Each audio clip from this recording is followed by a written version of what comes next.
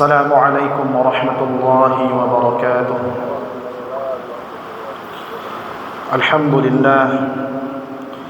الحمد لله على إحسانه، والشكر له على توفيقه وامتنانه. أشهد أن لا إله إلا الله وحده لا شريك له تعظيما لشأنه، وأشهد أن محمدا عبد الله ورسوله الداعي إلى رضوانه. اللهم صل وسلم وبارك وزد وأنعم على هذا النبي العربي الأمي الكريم نبينا محمد وآله الطيبين الطاهرين وصحابته الغر الميامين والتابعين لهم بإحسان إلى يوم الدين. أما بعد، فاسمعوا قول ربكم جل وعلا في محكم التنزيل: لقد كان لكم في رسول الله أسوة حسنة لمن كان يرجو الله واليوم الآخر وذكر الله كثيرا. صدق الله العظيم. Bapak Ibu kaum muslimin jamaah salat zuhur yang dirahmati Allah Subhanahu wa taala. Tidak terasa kita berada di bulan yang mulia, bulan yang di dalamnya dilahirkan sosok yang mulia, bulan yang di dalamnya dilahirkan seorang yang menjadi tuntunan dan teladan bagi kita semua. Sosok tersebut adalah Rasulullah sallallahu alaihi wasallam. Beliau dilahirkan di bulan Rabiul Awal ini. Walaupun para ulama berbeda pendapat mengenai beliau lahir, apakah di tanggal 12, apakah di tanggal 8, apakah tanggal 10, bahkan ada yang mengatakan di bulan Rajab. Namun ada satu kata sepakat di antara kita semua, bahwa Rasulullah sallallahu alaihi wasallam adalah tuntunan, adalah pedoman kita semuanya, hadirin. Sebagaimana Allah Subhanahu wa taala berfirman di dalam Al-Qur'an, dalam surah Al-Ahzab, Allah katakan, laqad kana lakum fi rasulillahi uswatun hasanah. Sungguh benar-benar telah ada pada diri Rasulullah itu uswatun hasanah, suri tauladan yang baik. Allah Subhanahu wa taala katakan laqad. Ada dua huruf taukid di sini, huruf lam dan huruf qad. Dua huruf taukid, hadirin, tidak main-main.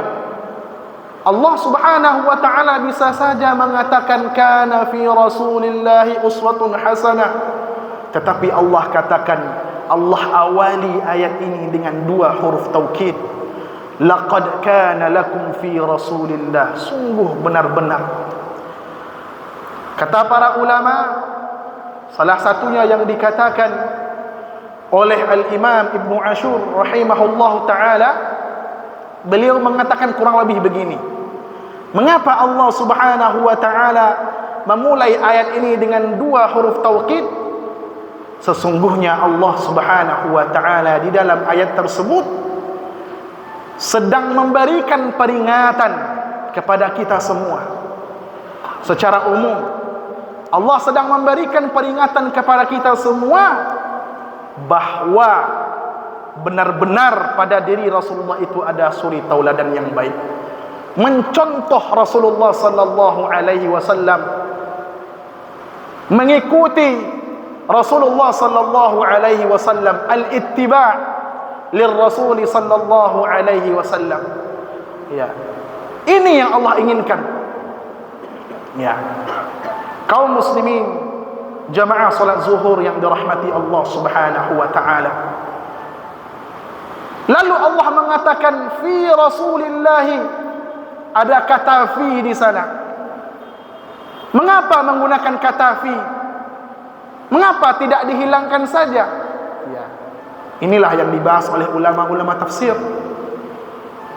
Kata Imam Ibnu Ashur juga bahwa fi di sana fungsinya adalah sebagai tajrid al-mufid lil mubalaghah. Maknanya bukan hanya sekedar suri tauladan saja. Rasulullah itu bukan hanya contoh saja, tapi Rasulullah itu benar-benar contoh yang sempurna. Rasulullah itu benar-benar suri tauladan yang sempurna. Kalau ingin mencari suri tauladan, ingin meniru, ya, ingin mencontoh, maka ini nih Rasulullah sallallahu alaihi wasallam, contoh suri tauladan yang baik. Ini nih Rasulullah itu contoh suri tauladan yang baik. Ya, kaum muslimin hadirin yang dirahmati Allah Subhanahu wa taala. Lalu Allah katakan uswah, laqad kana lakum fi rasulillahi uswatun hasanah. Uswah hadirin, uswah, atau dalam qiraat lain dibaca iswah, sama maknanya. Ismun lima yuta'assa bihi, atau ismun lima yuqtada bihi. Sebuah nama untuk seseorang yang diikuti, untuk seseorang yang dicontoh. Ya, jadi mencontoh Rasulullah sallallahu alaihi wasallam itu bukan hanya sekadar di bibir. Saya ini pengikut Rasulullah. Ya, Muhammadiyah itu kan artinya pengikut Nabi Muhammad. Saya ini Muhammadiyah misalnya, pengikut Nabi Muhammad. Itu bukan hanya di bibir. Bukan hanya di bibir, bukan hanya lip service, tetapi nampak dalam amalan kita, nampak dalam keseharian kita, bahwa kita memang benar-benar mengidolakan, meneladani Rasulullah sallallahu alaihi wasallam. Ya. Makanya hadirin yang dirahmati Allah, ayat ini menjadi dalil bahwa hadis Rasulullah sallallahu alaihi wasallam itu adalah sebagai sebuah dalil hukum dalam Islam.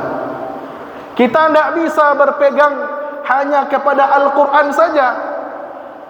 Allah utus Rasulullah sallallahu alaihi wasallam kepada kita sebagai penjelas terhadap apa yang ada di dalam Al-Quran, sebagai penjelas, sebagai contoh terhadap pengamalan yang ada di dalam Al-Quran.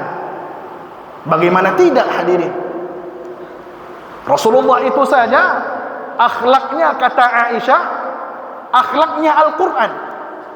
Pernah suatu ketika Sayyidah Aisyah radhiyallahu anha ditanya oleh sahabat, "Ya Aisyah, kaifa kana khuluqu Rasulillah sallallahu alaihi wasallam?" Wahai Aisyah, bagaimana akhlaknya Rasulullah sallallahu alaihi wasallam? Aisyah mengatakan, "Alasta taqra'ul Qur'an?" Tidakkah engkau membaca Quran wahai fulan? Bala, tentu saya membacanya wahai Aisyah. Lalu Aisyah mengatakan, "Kana khuluquhul Qur'an." Kana khuluquhul Qur'an, adalah akhlak Rasulullah sallallahu alaihi wasallam itu Al-Quran. Jadi Rasulullah itu kalau adalah yang namanya Al-Quran berjalan di muka bumi ini, maka Rasulullah orang pertama Al-Quran berjalan itu. Kenapa? Karena bukan hanya hafal ayat-ayatnya saja, melainkan kehidupan Rasulullah sehari-hari adalah wujud pengamalan dari Al-Quran itu sendiri. Makanya ketika ada perintah salat dalam Al-Quran, aqimus salah wa atuz zakah, ya, dirikanlah salat, laksanakanlah salat dengan sebaik-baiknya, dan tunaikanlah zakat. Al-Quran tidak menjelaskan bagaimana kaifiyatnya. Al-Quran tidak menjelaskan bagaimana rakaatnya, bagaimana sujudnya dan segala macamnya. Segalanya ada dicontohkan oleh Rasulullah sallallahu alaihi wasallam. Makanya hadisnya sudah masyhur, sudah hafal kita. Apa kata Rasulullah? Sallu kama raaitumuni usalli. Salatlah kamu sebagaimana kamu melihat aku salat, sebagaimana kamu mempelajari dan mengetahui aku salat. Khudhu anni manasikakum. Kalau kamu mau haji, kalau kamu mau umrah, mau manasik, lihat bagaimana aku melakukan manasik. Begitu kata Rasulullah sallallahu alaihi wasallam. Kaum muslimin hadirin yang dirahmati Allah Subhanahu wa taala. Namun hadirin yang dirahmati Allah, apa yang dilakukan oleh Rasulullah perlu juga kita perincikan. Syekh Muhammad bin Shalih Al-Utsaimin misalnya dalam kitabnya Al-Usul min Ilmi Al-Usul, beliau membagi atau merinci perbuatan-perbuatan Rasulullah itu kepada beberapa macam. Yang pertama, perbuatan Rasulullah yang ala sabili jibillah. Ya, perbuatan Rasulullah yang menurut fitrah. Beliau makan, beliau minum, maka ini bukanlah yang diharuskan kita mencontoh di dalamnya. Atau perbuatan Rasulullah yang sesuai dengan adat kebiasaan ketika itu. Bagaimana beliau berpakaian, bagaimana gaya rambut beliau, maka hal ini bukanlah termasuk yang wajib, ya, yang disyariatkan kita mencontohnya. Atau misalnya sesuatu yang khusus dilakukan oleh Rasulullah saja. Misalnya Rasulullah itu beristrinya lebih dari 4 misalnya, atau boleh menikah dengan lafal hibah misalnya, maka ini tidak termasuk kita di dalamnya. Kan tetapi apa saja perbuatan Rasulullah yang merupakan penjelas terhadap apa yang ada di dalam Al-Quran misalnya, penjelas terhadap sesuatu yang global, pengkhususan terhadap sesuatu yang umum, maka kata para ulama, inilah di titik inilah kita mencontoh, berittiba, mengikuti Rasulullah sallallahu alaihi wasallam. Tentu saja melalui para ulama kita. Kita ada ulama tarjih yang lebih tahu mengenai hal ini. Aqulu qawli hadza wa astaghfirullah li wa lakum wastaghfiruhu innahu kana ghaffara. Banyak maaf. Assalamualaikum warahmatullahi wabarakatuh.